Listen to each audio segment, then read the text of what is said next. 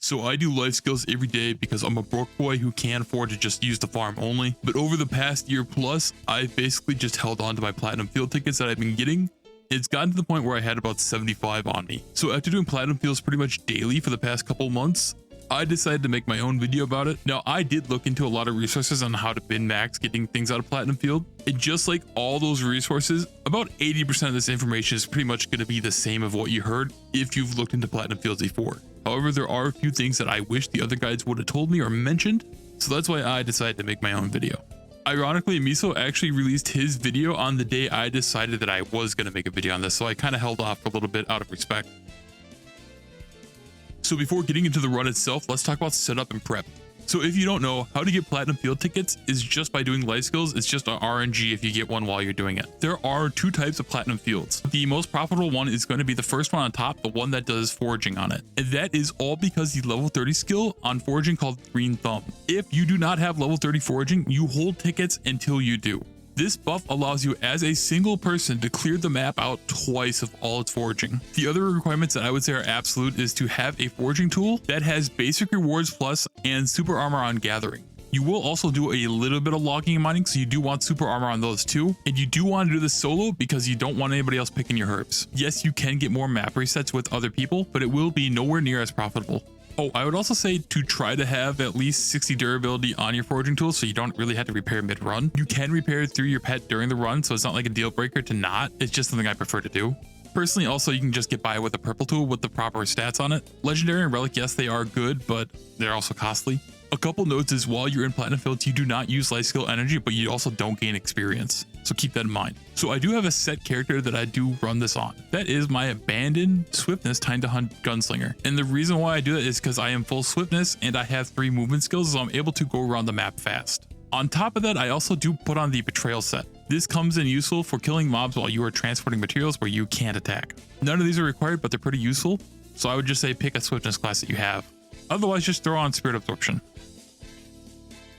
So now let's break down the run and what you want to do. So here's the map, and when you do it, you can reset the map during the run and make a second lap around the place while also unlocking a secret cave that has a bunch of purple nodes. But just like everything else in Lost Ark, there's an RNG system within Platinum Fields that's going to try to stop you from making your second lap. So just like when you hit a node and you randomly get a Platinum Fields ticket, in Platinum Fields you have a random chance to get a gatherable. You pick up the gatherable and you bring it back to base. I said betrayal set earlier because these things have durability on it, so if you are taking hits while holding it, it can break. Everything dies in a hit, so betrayal set just kills everything as long as you have that active while you're running it back. So when you turn in 2, you get a buff. When you turn in 4, you get a map reset. 4 is the max turn in on a single player. You also unlock the cave when you turn in 4. So to absolutely simplify the run, you want to hit mining and logging nodes first to get your first 2 gatherables. You want to avoid foraging at the start because you want to stack the buff from Green Thumb and also the buff that you get from 2 turn-ins. Green Thumb is a limited time thing, so once you get 5 stacks, so you really want to hit the map all in one swoop so you have the buff throughout the entire duration. So now let's jump a little bit deeper into routing and strategy.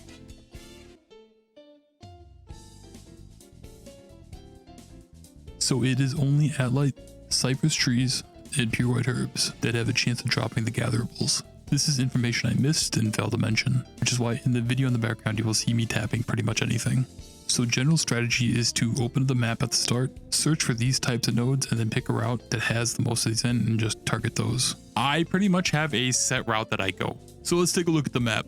You have the left, the middle, and the right route. So the first major rule is for your first 2 turn-ins, you do not want to go more than halfway up the map because that is a long travel time to bring a material back. Since you are on a timer, it is best to just take that walk back L over a short distance as opposed to a very long distance holding on to this gatherable where you are slower. I pretty much just start with going on the left route. And ironically, I pretty much break a rule right off the bat. There is this small dead end here at the start, and I will clear that out of everything. I have had such good luck of getting a gatherable in that area that I just continue to do it, and plus I don't really want to go down there for those 2 foraging spots for a dead end when I do want to do my actual route. So I will hit everything in that dead end and then just go up the rest of the left side up to the middle, hitting foraging and mining. Now if there are foraging things on the way, I might just hit it. I also like the left side first because it is very dense, and then if left side fails me, I go down mid.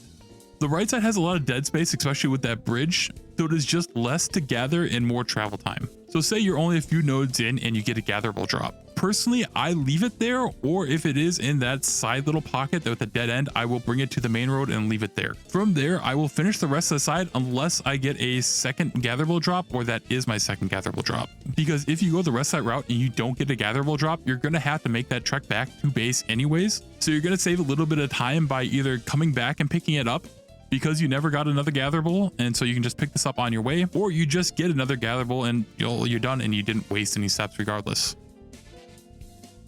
So once you've done this and got your first 2 turn-ins, now you got the buff and now it's time to make a lap of foraging. So from here, you just make a lap around the map, hitting every foraging node. You can skip the few that are in the top right behind those mining nodes that you're going to have to use the barrel bomb to get through them. And your goal and hope while doing that is that some of these nodes that are closer to the base are going to have more gatherable drops. But until you are done with this route, you want to just leave these on the ground, because Green Thumb, again, it has a time limit on it. So running it back and forth means that you're going to have to re-get the buff again.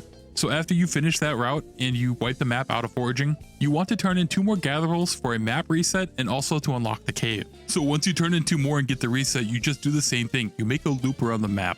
Except now there is these cave entrances. You can go in the cave and then you just want to hit every foraging node inside. If you've had a really good run and you're able to wipe out the map twice on foraging, you can go back in here and grab all the mining nodes.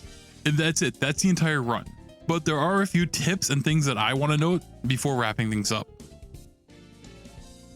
If you have the logging skill to kick a tree, just do that and slip that in whenever you can. But I would say never take the time to sprout a sapling. If you are going for better tools, keep in mind that there is RNG on getting the right stats on it. But since you are going to need super armor and basic rewards on it, it's going to take time for you to get your gold back, and then you're going to probably have to start doing whatever crystal currency it is to repair tools. The rafts. They travel around the map clockwise. They do have various stops to them. They're very slow, and you pretty much never want to use any one of them besides the one at 3 o'clock. You need to use the one at 3 o'clock to cross it to get to another set of nodes, but there is one situation where I would say it's okay to ride it. So if you get 2 materials at that side of the map and you need to take them in, it is okay to ride the raft with them. Now, because this game is janky, it is kind of annoying, and you do have to pay attention if you want to try to transfer 2 gatherables at once. So don't try to rush them onto the raft. You're going to want to just place them there and wait patiently for the raft to come. Place your first one in the middle of the raft and then grab and hold on to the second one. And of course, get onto the raft. Ride it to the next stop, which is like 5 o'clock. Place down the gatherable in your hands pretty deep into the dock.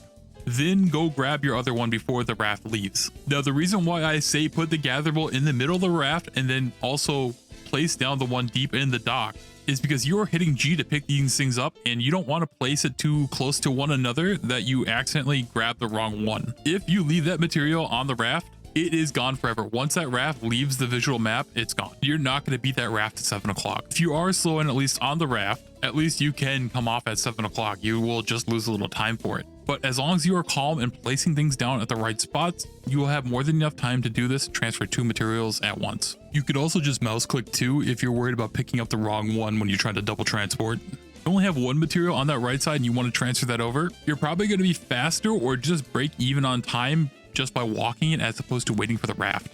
Because the raft is slow, and also you have to consider that there is a variable time of it getting to the spot. It takes me about a minute to clear that inner circle. I do not suggest leaving that until your final minute though. Usually when I'm on my second lap, I will start left and I will get Green Thumb by the time I get up to that cave, and I'll just do a loop around there first and then just go back to the normal route. But if you don't have much time left after you do the loop of herbs, you might as well just hit the mining nodes while you're there. And make sure not to go into the cave and clear out those herbs without the Green Thumb buff, because it does give you, well, the buff. If you are trying to salvage a bad run, say you are in your first lap of foraging and you're running low on time, you know you will not have enough time to do a complete second lap. If the gatherables are on the ground and close enough for you to turn it in, you can end the first lap halfway through in favor of trying to get that whole second lap done and have the cave unlocked. That is just a judgment call you are going to have to make. In this video, it took me about 4 minutes to do the foraging loop on step 2. You can keep that in mind if you think you're running low on time. But that's it. That's really about everything that I think you really need to know when it comes to Platinum Fields on how to get a run done. What you do with these materials is completely up to you. You can either use them to craft, or you can just sell outright the materials. I'm just going to let the rest of this run play out in this video. So like always, thanks for watching, and I'll catch you next time.